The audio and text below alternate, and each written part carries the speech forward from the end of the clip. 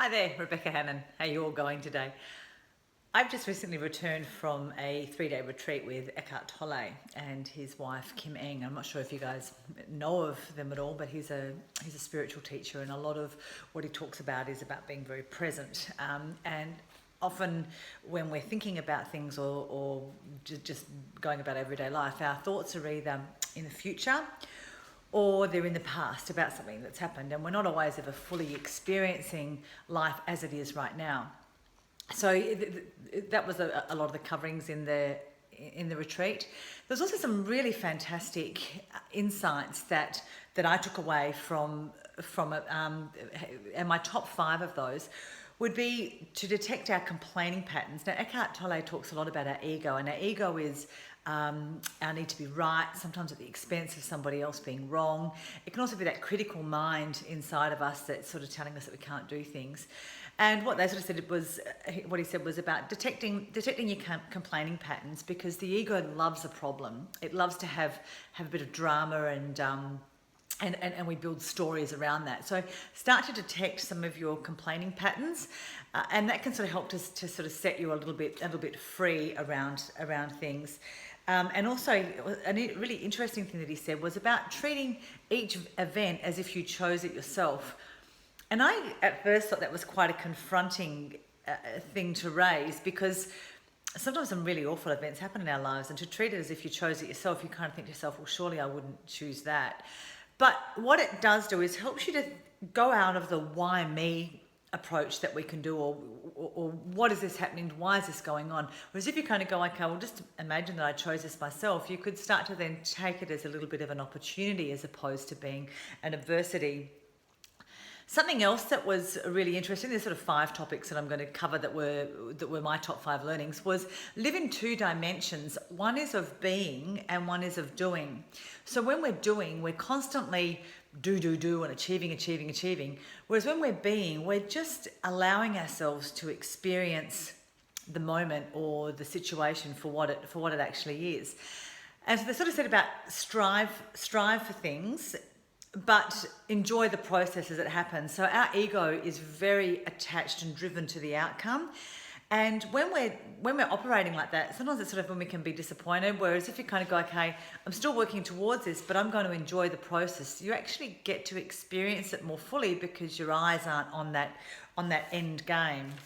And another thing which was point number 3, was how do we create balance, which is a really interesting thing. And I know some people say, oh, there is no balance. I personally believe that there is, and we've all got our own beliefs around that.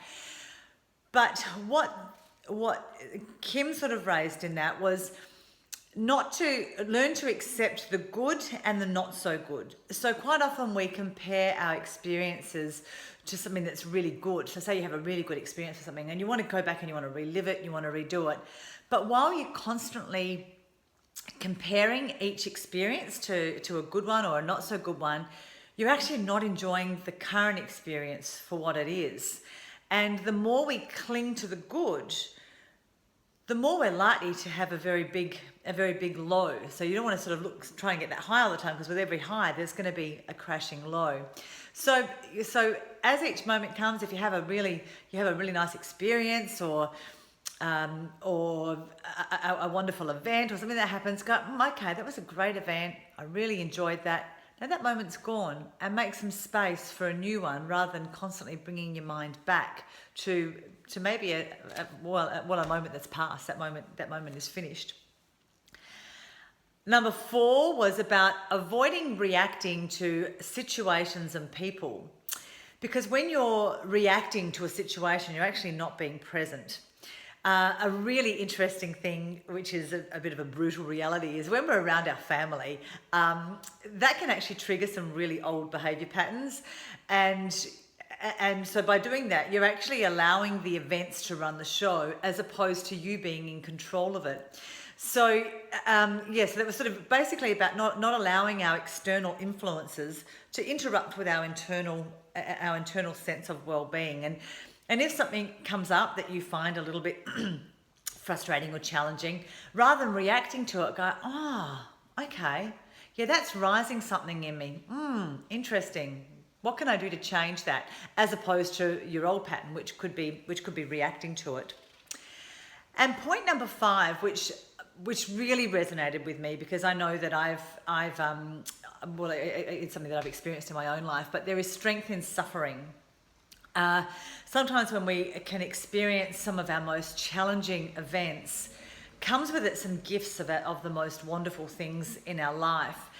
And suffering can actually be a bit of an alarm clock to awaken yourself to something. And rather than getting caught up in the, oh my goodness, this is terrible, this is awful, that feeling of suffering can be your opportunity to turn something around. And it's interesting, because I was chatting to somebody yesterday about my dad who's in care, and I know when we had to make the very difficult decision to take my dad into care, it was horrendous.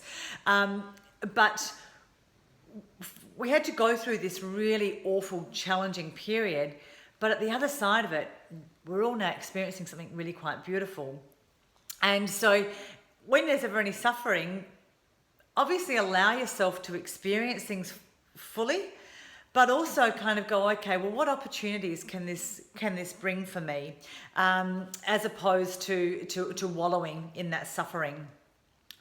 So hopefully some of this will help. I know that a lot of it certainly helped me, and sort of throughout your day, kind of start to think about ways that you can accept what is, because when you start to accept an event of just for what it is, rather than analysing it or asking why or anything else, just kind of go, okay, well, this has happened. It actually starts to take a whole new dimension, and it totally doesn't disrupt your feelings of inner peace. So anyway, hopefully my tips from the Eckhart Tolle retreat have been helpful. The retreat was fantastic. I've come away feeling really quite focused, in a very calm and focused way, as opposed to a go, smash it kind of a way. And if you've got any questions or any comments, feel free to put them into the comment section below. Have a beautiful day, and be present. Bye.